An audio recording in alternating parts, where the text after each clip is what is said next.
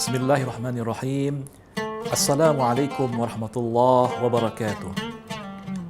Alhamdulillahilladzi wa kafa, wassalatu wassalamu ala Muhammadinil Mustafa alladzi arsalahu Allahu basyira wa nadhira, amma ba'd. Pada kesempatan yang berbahagia ini, mari sama-sama kita mengucapkan syukur kepada Allah Subhanahu wa taala yang masih memberikan umur buat kita bersama. Umur yang diberikan Allah ini adalah sifatnya terbatas. Nabi menyebutkan dalam hadis sahih, a'maru ummati baina 60 wa 70. Umur umatku itu antara 60 sampai dengan 70 tahun. Ini menandakan kepada kita betapa umur itu sesuatu hal yang sangat luar biasa sebagai nikmat terbesar yang Allah berikan kepada kita.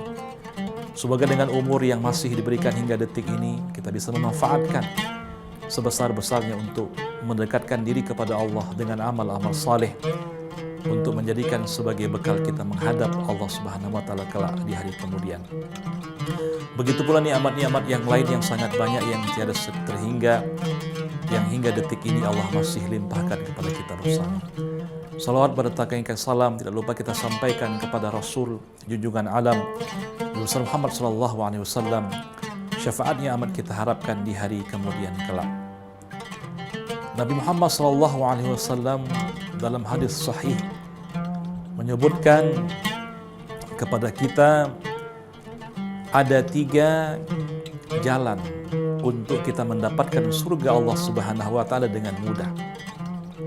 Para pemirsa yang dimuliakan oleh Allah Subhanahu wa taala, tentu harapan kita yang paling besar ketika nanti Allah mewafatkan kita, ketika nanti proses hari kiamat terjadi dan penentuan nasib manusia, itu cuma ada 2 tempat manusia itu di hari kemudian kelak.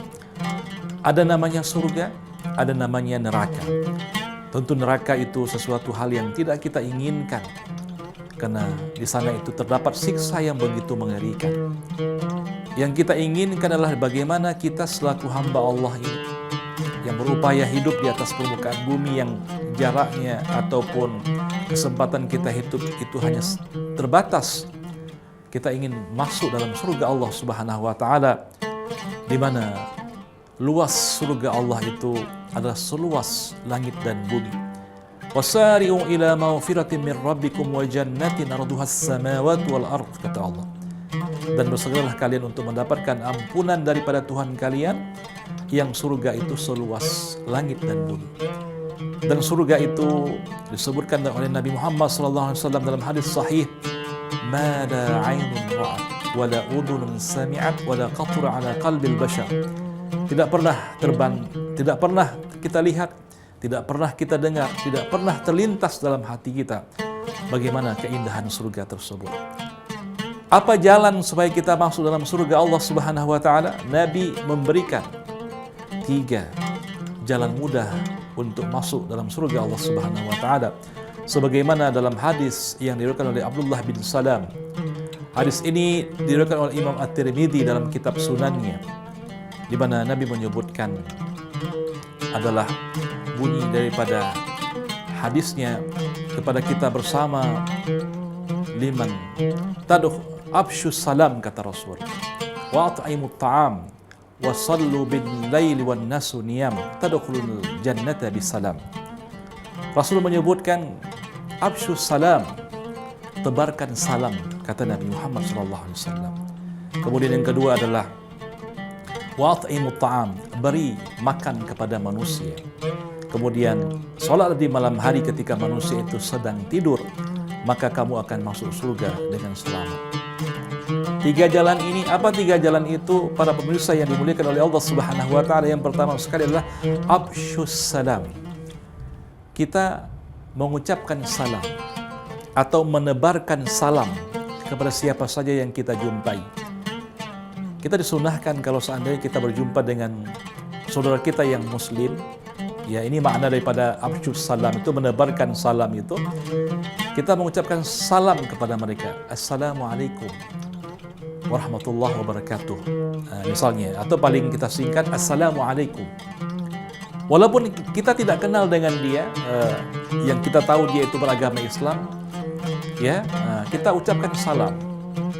menebarkan salam kepada seseorang dan yang diperkuat oleh hadis yang lain oleh Nabi Muhammad SAW, kata Rasul, "Absyus salam ila man arafta wa man lam ta'rif." Ucapkan salam itu kepada orang yang kamu kenal dan orang yang tidak kamu kenal. Misalnya kita pergi atau berjalan di sebuah jalan, lalu ada seseorang yang di mana di situ kita tidak mengenalinya. Lalu kita ucapkan Assalamualaikum. Itu luar biasa. Itu dapat membuat kita bisa masuk surga. Kemudian misalnya apalagi kalau kita berjumpa dengan saudara kita yang seagama, yang muslim.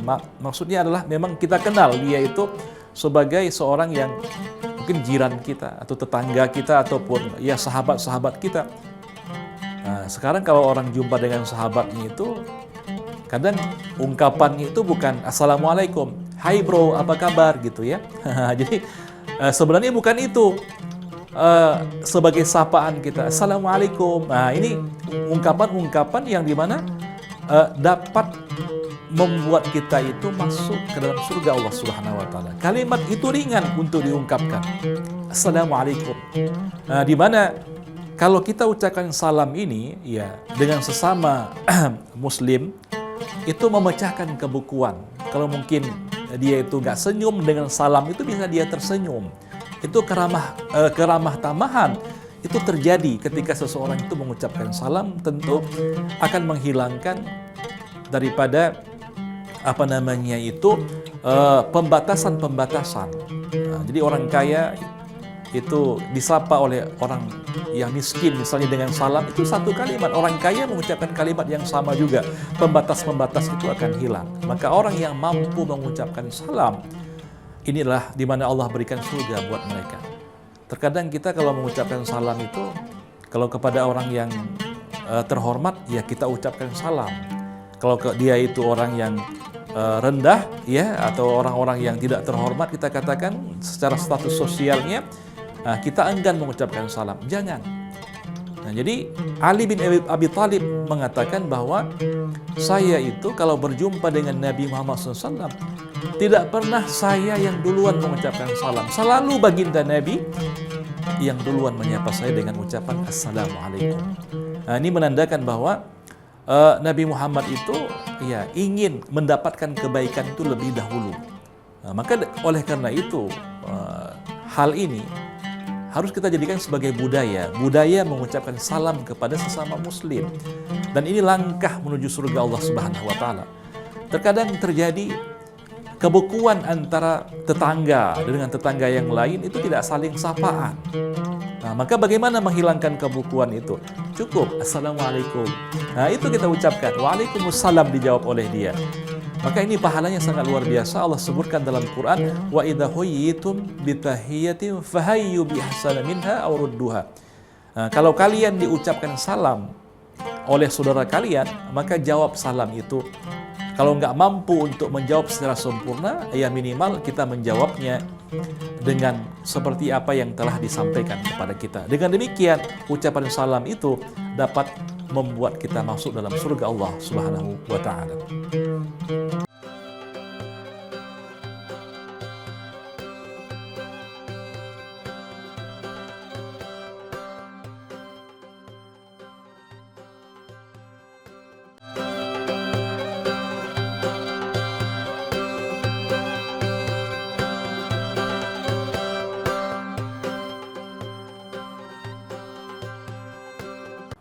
Sahabat inspirasi kalbu yang dimuliakan oleh Allah Subhanahu wa taala. Poin yang kedua yang disampaikan Nabi Muhammad SAW terkait dengan cara kita mudah untuk masuk surga Allah Subhanahu wa taala, yaitu adalah it'amu ta'am, memberi makan, atau dalam kata lain bersedekah. Sedekah itu luar biasa, di mana dapat menciptakan surga buat kita. Mungkin kalau kita melihat di sekitar kita, banyak orang yang mereka itu kesusahan memberi makan, terutama ini adalah sedekah makanan. Sedekah makanan itu ya dengan kita memberi nasi, misalnya nasi bungkus, atau dengan mengundang orang untuk datang ke rumah kita untuk makan bersama, apakah itu anak yatim, fakir, miskin. Ini sesuatu yang sangat luar biasa. Jadi Allah Subhanahu wa taala menyebutkan kepada kita dalam Al-Qur'an ini, menyuruh kita untuk berinfak. Ya ayyuhalladzina amanu anfiqu mimma razaqnakum.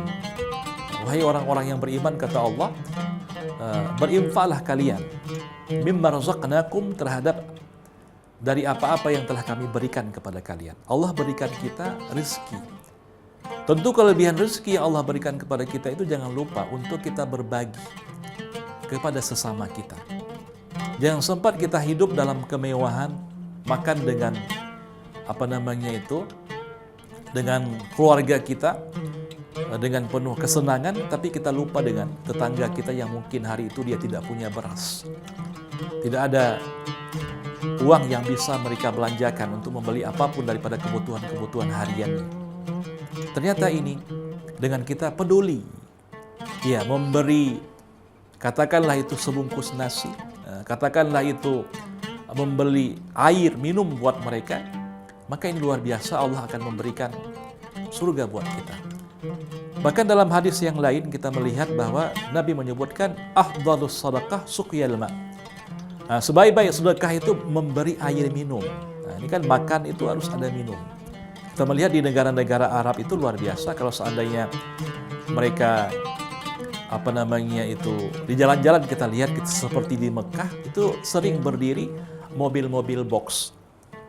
Dermawannya orang-orang yang ada, ya, kita katakan di negara Arab itu ada air, ya, air mineral, dan ada ya mungkin kue yang mereka kemas dalam plastik, lalu kepada orang-orang yang berjalan itu diberikan makanan itu. Tidak melihat siapakah mereka, fakirkah, miskinkah, diberikan sama rata kepada mereka yang lewat tersebut. Ini menandakan apa?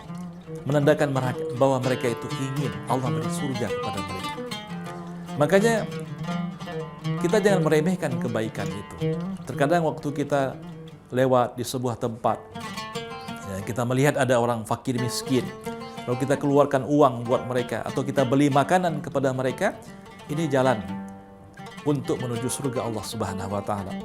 Atau kita tinggal di sebuah tempat, di sebuah lokasi, tetangga kita atau orang satu lorong dengan kita itu, yang kita tahu dari segi ekonomi mereka kekurangan, kita antarkan makanan kepada mereka. Ini sesuatu yang sangat luar biasa. Dan ini ada salah satu sifat dari seorang sahabat yang luar biasa, itu Abu Bakar As-Siddiq radhiyallahu anhu. Abu Bakar itu semua amal-amalan itu beliau borong. Makanya Abu Bakar itu, ya, semua pintu surga itu memanggil namanya. Bayangkan, luar biasa. Kita satu pintu surga aja belum tentu kita bisa masuk ke dalam. Abu Bakar itu semua pintu surga itu dia memanggil namanya. Maka disebutkan dalam sebuah hadis bahwa Nabi pernah bertanya kepada sahabatnya, ya Rasulullah, ya wahai sahabatku, hari ini liman at'amat ta'am, siapa di antara kalian yang telah memberi makan kepada fakir miskin? Maka Abu Bakar tunjuk tangan, ana ya Rasulullah, wahai Rasulullah, saya ya Rasulullah SAW. Maka Abu Bakar itu suka untuk memberi makan, ya, kepada fakir miskin, sehingga surganya juga diluaskan oleh Allah Subhanahu wa taala. Bagi kita yang punya harta, yang punya kekayaan, punya kelebihan, ya, seperti firman Allah yang kita baca tadi, bahwa memberi makan itu adalah sesuatu yang memang dianjurkan oleh Allah Subhanahu wa taala. Bahkan kita jangan menyepelekan sedekah. Sedekah itu sebenarnya itu pemancing rezeki. Kalau kita sudah bersedekah harta kepada seseorang, menolong orang, ya, untuk kita berikan bantuan, katakan makanan tadi, apa yang Allah berikan kepada kita? Wa ma anfaqtu min syai'in fahuwa yukhlifu. Dan apapun yang kamu telah infakkan, telah sedekahkan, maka Allah itu akan menggantinya. Mengganti ini di dunia Allah ganti, Allah luaskan rezeki kita. Di akhirat apalagi, tentu Allah berikan surga yang luas itu kepada kita bersama. Maka dengan it'amut ta'am, ya, memberi makan ini. Pada zaman Nabi Muhammad SAW, para sahabat itu sering mengundang para sahabat-sahabat yang lain, ya, untuk datang ke rumahnya untuk dijamu makanan. Dan tradisi ini juga mungkin ada di kalangan kita, di Indonesia ini kita mungkin menjamu anak yatim, menjamu fakir miskin untuk kita undang ke rumah kita. Jangan sempat kita punya rumah besar, anak yatim tidak pernah datang ke rumah kita. Hanya orang-orang kaya tertentu saja. Bahkan ada sebuah ancaman dari Nabi Muhammad SAW itu, syarrut ta'am, makanan yang paling buruk itu, yud'a, ya, al-ghaniya wa yutraku al-fuqara. Orang-orang kaya diundang untuk datang makan di situ. Tapi orang fakir miskin tidak ikut diundang. Itu dianggap sebagai hidangan makanan yang paling buruk. Maka bagaimana kalau kita membuat konduri katakan, atau membuat hidangan ya kepada siapa saja, jangan lupa kita mengikut sertakan orang-orang yang mereka itu tidak berpunya, katakanlah fakir miskin, ikut juga kita berikan kepada mereka. Apalagi bulan-bulan tentu misalnya bulan Ramadan misalnya. Bulan Ramadan itu bulan kesempatan untuk kita sebesar-besarnya memberikan makanan. Karena orang yang memberikan makanan, kata Nabi Muhammad SAW, man fattara sha'iman ka'ajri sha'im la yanqusu min ujurihim syai'a. Orang yang memberi makanan kepada orang yang sedang berpuasa itu, maka pahalanya sama seperti pahala orang yang sedang berpuasa tanpa mengurangi pahala mereka sedikit pun. Kita lihat, ya di tempat-tempat tertentu ada orang yang membagikan tajil berbuka puasa. Itu luar biasa bagus. Mengundang fakir miskin untuk berbuka di rumah mereka. Ini sesuatu yang juga yang sangat istimewa. Maka jangan lupakan, memberi makan itu adalah satu jalan untuk kita menuju surga Allah dengan mudah.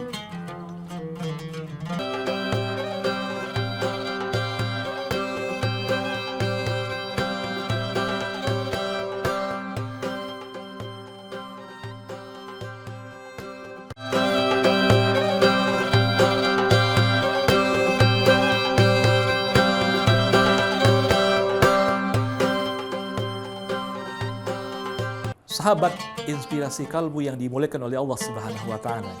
Poin ketiga yang disampaikan oleh baginda Nabi Muhammad SAW tentang orang yang masuk surga dengan mudah itu siapa mereka?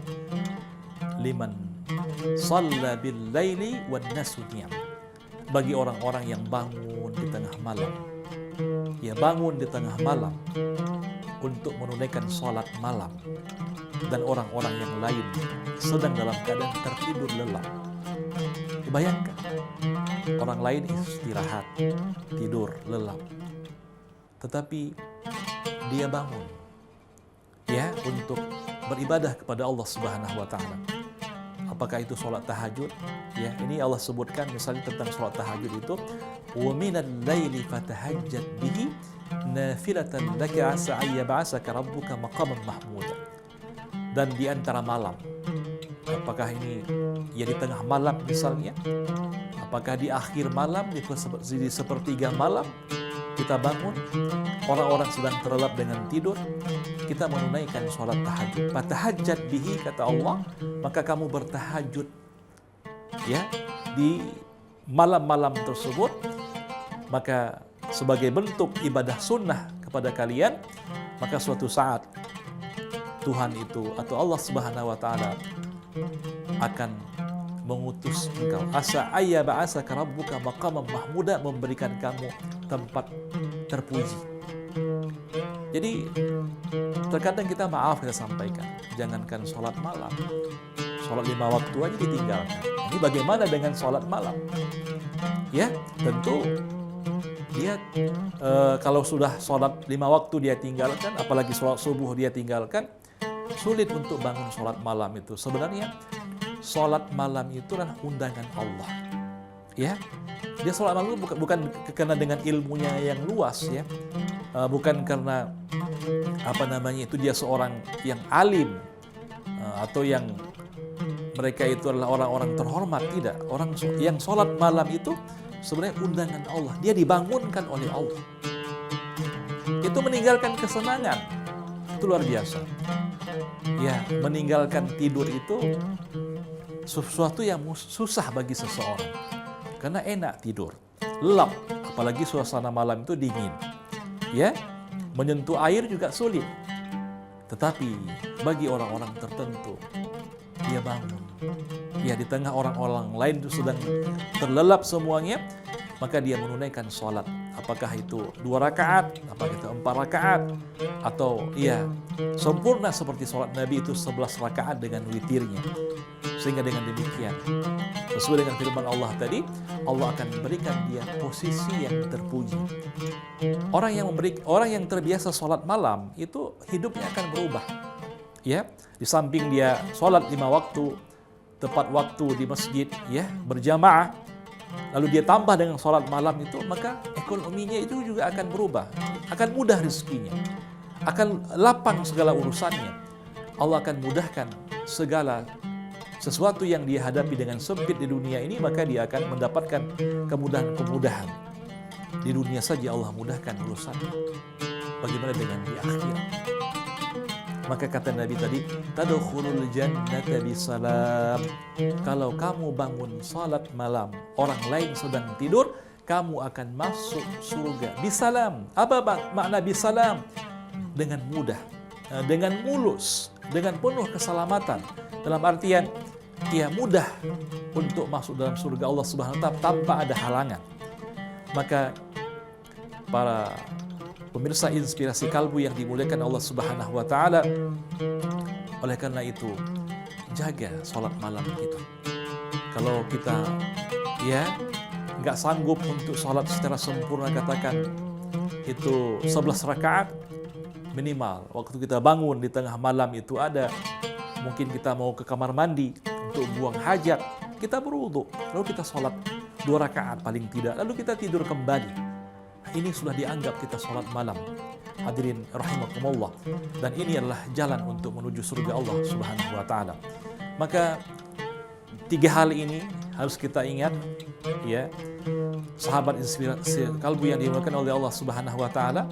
Yang pertama, jangan lupa untuk kita menebarkan salam kepada siapapun yang kita jumpai. Salam ini tidak hanya sekedar maknanya kita mengucapkan kalimat assalamualaikum, tetapi juga kita menebarkan keselamatan, ya, dan kedamaian kepada sesama, dan kita tidak saling mencaci, tidak saling memaki, dan kita menebarkan kebaikan-kebaikan kepada sesama kita. Yang kedua, jangan lupa kita membantu sesama kita dengan memberi makanan, memberikan bantuan-bantuan, infak, sedekah, dan lain-lain sebagainya. Yang ketiga adalah di mana kita menghadap Allah saat keheningan malam, orang lain sedang tidur. Di situ ada nilai-nilai keikhlasan yang sangat luar biasa. Kita tidak dipantau oleh manusia, tidak dilihat oleh makhluk, tetapi hanya dilihat oleh Allah Subhanahu wa taala. Dengan 3 hal ini, insya Allah kita akan masuk surga Allah dengan mudah, dengan lempang, tanpa ada halangan sedikit. Mudah-mudahan apa yang kami sampaikan ini bermanfaat, dan mudah-mudahan insya Allah, ya, kita akan bisa untuk masuk surga Allah, ya, nanti di hari kiamat, dan kita terhindar daripada neraka Allah Subhanahu wa taala. Amin amin ya rabbal alamin. Subhanakallahumma wa bihamdika asyhadu an la ilaha illa anta astaghfiruka wa atubu ilaik. Wassalamu alaikum warahmatullahi wabarakatuh.